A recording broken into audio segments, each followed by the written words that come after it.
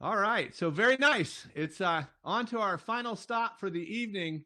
It's our last layout tour visit of the day. But okay, so this is the Western Adirondack Railroad Modelers, offered by our friend Ed Olszewski of the Central New York Division. The Western Adirondack Railroad Modelers layout is 12 by 28 feet, with Benson Mines at one end and Wanakena at the other. The club also owns a smaller portable layout for train shows and other events. This layout depicts the lumber, mining, and paper industries that sprang up along the northern New York area at the beginning of the 20th century. All of the buildings on the pike here are scratch built from photos provided by the Wanakena Historical Society or from local residents. Let's take a peek now at the Western Adirondack Railroad Modelers layout.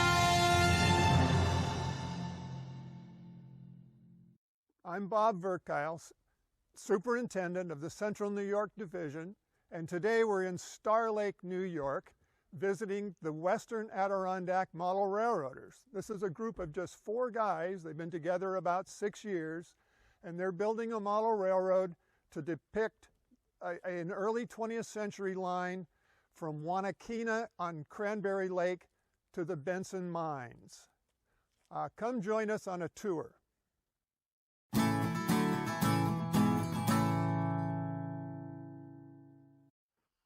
My name is Ted Tate. I'm a member of the Western Adirondack Railroad Modelers.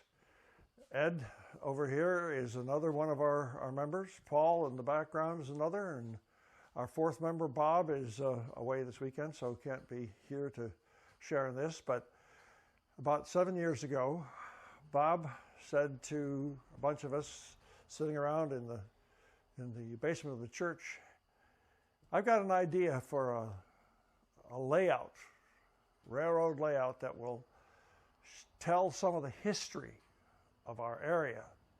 And what you're going to see today is what we've come up with some buildings from the period, some of the layout of the track itself, and we will show you what we've got.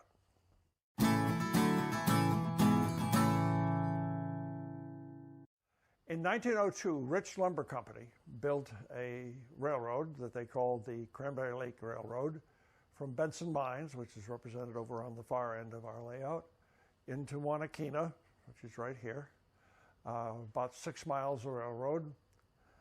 They had some things to conquer to get there, one of which was a big swamp to cross, and there's a trestle in the background that we'll show you more of later. They went in, and Rich had partners who were people who made things out of the lumber that Rich cut, and they worked together in Pennsylvania at 2 different sites, and then they came to Wanakena. They disassembled the whole village in Pennsylvania and put the lumber on flat cars and built houses in Wanakena to house the 1,500 people who came to work in the mills and in cutting the trees and getting them brought into the mill pond and the mill area. They were here until 1912, by which point they had cut everything, clear cut, all the way to the county line. The thing that I know about it is that in 1916, there was nothing taller than a 4-year-old in this area, because my mother was playing on the property that we have here, and there was nothing taller than she was, and nothing all the way to the county line. They made all kinds of things. We'll show you some of the mills a little bit later. But they took up the tracks in 1912. and went on to Vermont and did the same kind of lumbering there.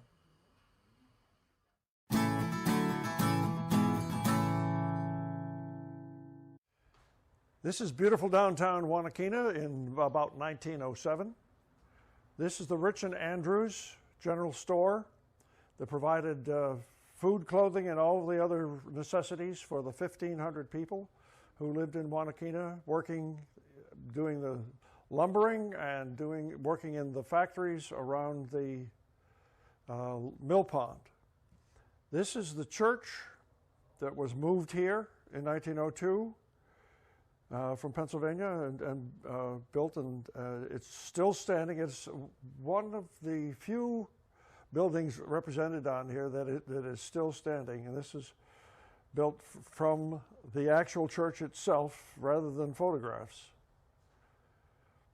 Rich didn't want his workers to have to cross the railroad bridge to get to work at the mills, so he built the footbridge, which has been a feature of Wanakena ever since and still is. It was built in 1902. They left in 1912. The footbridge stayed, and so did the rest of the town, and there's a story behind that too. But in 2014, we had an ice jam that knocked down this tower, so the footbridge had to be replaced, which we did by 2016, raised the money and rebuilt it, and it's there to be enjoyed again today. It's part of my history as a little boy, walking up the road and across the footbridge and going in to buy penny candy in the general store. The Helen was a steam launch that went from Wanakena out onto the rest of Cranberry Lake. There was no public transport any place but Wanakena. This was the first public transport at Cranberry Lake at all. And so, but people already had built camps and hotels, and the steam tug, Helen, would take people out to the camps and take mail and groceries. That tradition of a boat traveling the length of the lake delivering mail continued into my lifetime.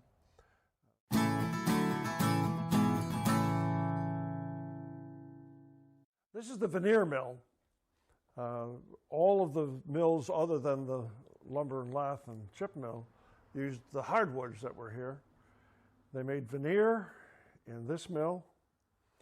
They made shoe lasts in this mill, the form that shoemakers used to build a shoe on and actually pound nails into the heels and all that stuff. They made buggy whip handles, which are in great demand in 2020. And they made barrel heads. This was called a heading mill. They made the barrel heads for barrels that were made elsewhere. And across the mill pond is the lumber mill, lath mill, and chip mill that provided a lot of the lumber to rebuild parts of New York City after a fire. This is actually 3 mills in one of the 7 around the mill pond. In this mill they made lumber, and one of these loading docks was a half-mile long. What was left for making lumber, they made lath, for lath and plaster walls. What was left from that, they chipped up into wood chips to fire the boilers of all the mills all around the mill pond.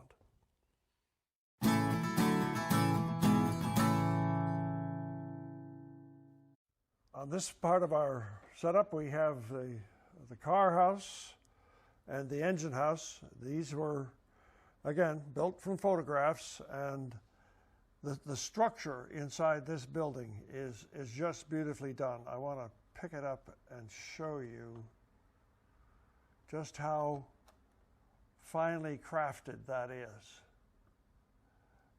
It's all post and beam construction, just like the original. And our master modeler Bob Meredith is the one who has done both of these buildings. The railroad bridge was built, of course, as soon as they were building the rest of the railroad. This is the Oswegatchie River running into Cranberry Lake right there at Wanakena, just upstream from the footbridge. This bridge became an automobile bridge. When they took up the tracks, it stayed, and I don't know what of the original structure was there when I first came in 1940, but I remember driving across a plank road bridge, and it would clatterty, clatterty, clatterty, clatterty. That was replaced by a steel deck bridge, and that just this year is being replaced by a concrete deck bridge. But they're all right in that same place, right where the railroad bridge was, right where Rich put it, because it was the best way to get across the Oswegatchie and get over to the mill pond. Hopping rocks in the rapids here was one of the favorite activities of kids when I was a kid, and it still is. People are still doing it above and below the bridge in the rapids.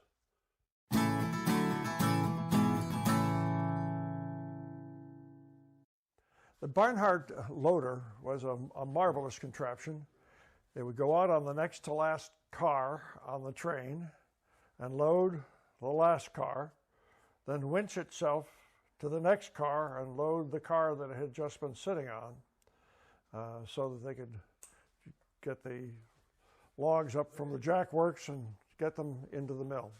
Bob Meredith did some kit bashing and built this from photographs. Virtually everything we have on here was made from photographs. One building is still existent, and so we made that from the actual building itself, the church over in the village, but everything else was from photographs.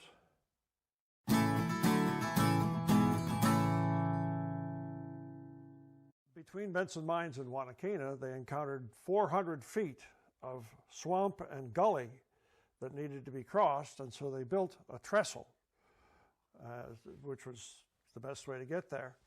Trestles are nasty beasts which can catch on fire, and they rot, and they need repair. So as they were bringing train loads of supplies in for the people in Wanakena, they would hook in bottom dump hopper cars, and as they crossed the trestle, they would dump it, and they eventually filled in the whole thing, and it's called the Big Fill Trestle. And if the forest weren't closed because of COVID, I could walk you right on that fill today.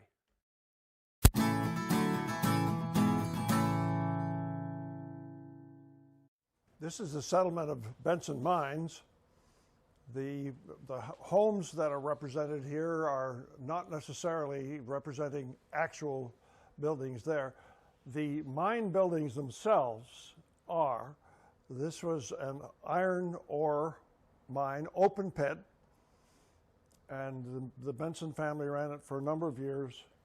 We've got crusher house and further processing building here. These are done from photographs. And when we get around the other side, I can show you some of the operations of the mine itself. In 1942, the whole town was picked up and moved into Star Lake itself, and I happen to own one of those houses right now. I was telling a story about my grandfather riding his horse from Wanakena to Benson Mines, well, actually to Newton Falls, to have a service in the afternoon there. And before he could get home, it was dark and very cold, being January, and he stopped overnight with the Bensons. And so it's possible that my grandfather stayed overnight in the house that I now own. Who knows? Doesn't matter. Good story anyway. These are the ore processing buildings at Benson Mines. Back here is one of the crushers, and the other crusher to crush it to fine. further processing where they separated the ore from the tailings and the tailings pile here.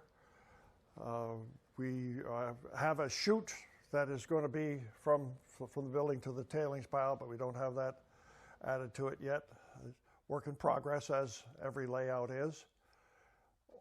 Over that direction, we have the representation of the mine where they're blasting. They've just blasted off the hill here, and the loader is ready to load railroad cars with the ore, which would then be pushed up to here to the first crusher.